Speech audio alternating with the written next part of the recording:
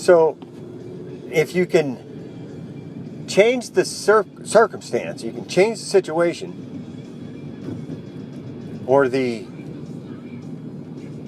conditions that affect to produce ultimately the situation of society that you want, and then even if it's a horrible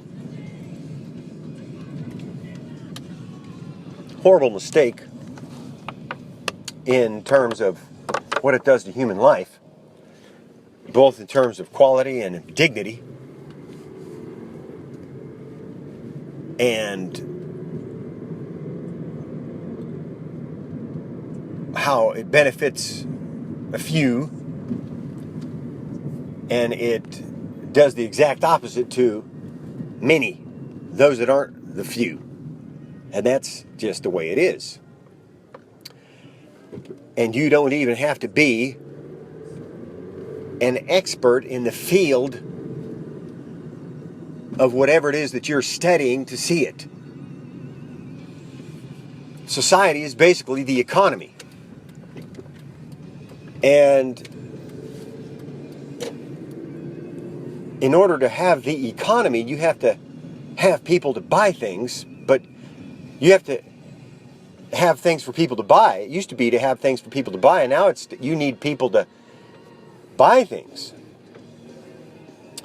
Because people are thought of now in our society as consumers. And in this way, by consuming, they're actually contributing to the economy. And so, when you see how you can affect the conditions that will eventually lead to a situation where the economy is the same as society, so that there's no separation when you say society, and the quality of the society and the prosperity of the society and the strength of the society, you talk about the economy of that society. In essence, you're talking about the economy. In other words, you're talking about the society that economy represents. And so they'll say, well, how's the economy doing? Well, what they really mean is, how's society doing? Because society needs consumers in order to be supported to stay the way it is. It needs a certain type of, in addition to the certain number of consumers on a regular basis, or general number or amount of consumers on a regular basis of some kind of regularity, whether it's up or down or just steady, but there has to be some way to regulate it. And so, in order for people to be consumers, they have to have not only something to consume, but they also have to be convinced that they are consumers, without telling them that they're actually consumers and that it's their job to work for society by being consumers.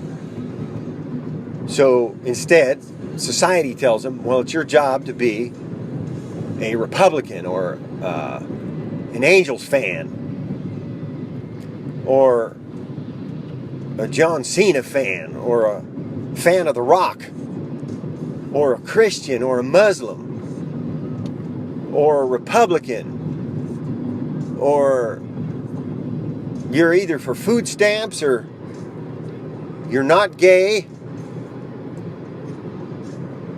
or you're this thing or that thing, or you're another thing or that thing.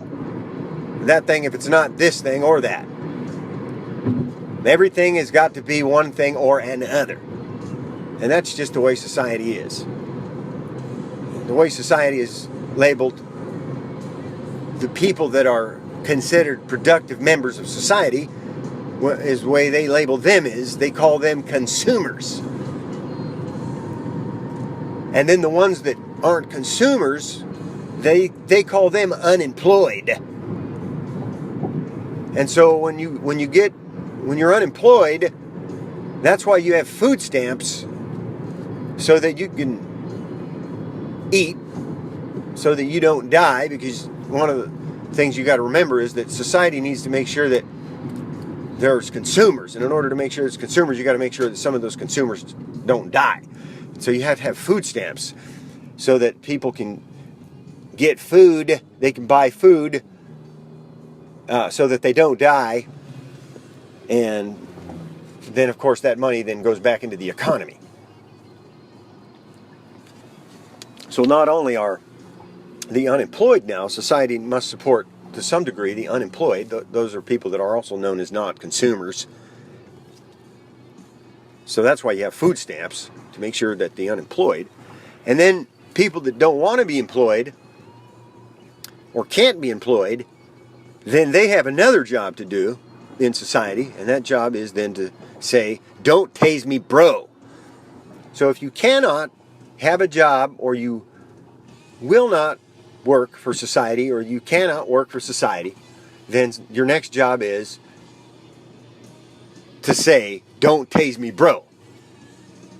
And then if after your job has been to say, "Don't tase me, bro," then you're still not able to, or unwilling to go to work for society, then your next job then in society is that you go away. And so then that's your next job.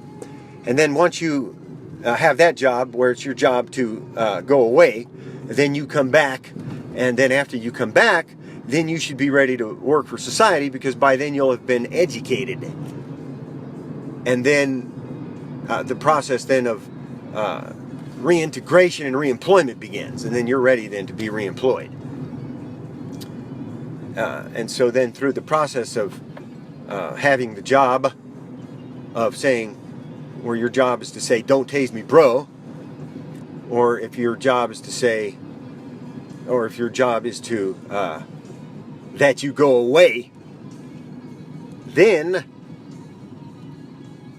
that's also a process called education or re-education, because the process of education actually takes place when you do the things that you're supposed to do in society. And when the conditions are affected that promote the idea of it being normal and desired in a normal sense to be a productive member of society that is actively participating in a productive way in society and is a member of society. And so you have to have education for that, so members of society will know that this is normal and that they should want to be part of it, and that they are lucky to be part of it, and they need to work hard to stay part of it and to keep it together. And that's what education is. And sometimes people don't get that, and that's why they have to have their next job is to say, "Don't tase me, bro," or they go away. And then they're educated that way, and then they come back, and then hopefully they're educated, re-educated, then they have to come back, and then they have to be reintegrated and reemployed. And then it starts over again. And then you either go on food stamps or you have a job, but either way you got to work for society. But then to say that these are the conditions that exist, and this is the situation that exists, but we in no way had anything to do with the establishment of that system or of that type of condition or those sets of conditions that have created this current situation where it's like that, where everybody works for society and the people that run it are the ones that benefit. Then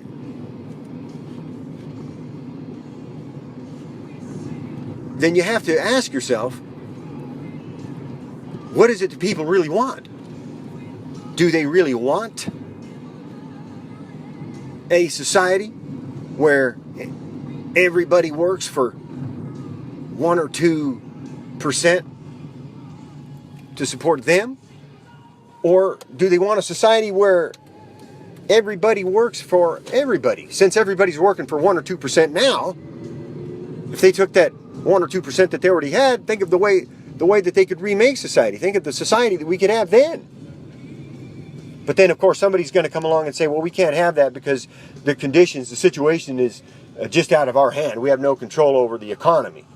As if the economy was acting on its own without any help from the people that enjoy having the conditions be the way they are, so that they can continue to have all of society work for them.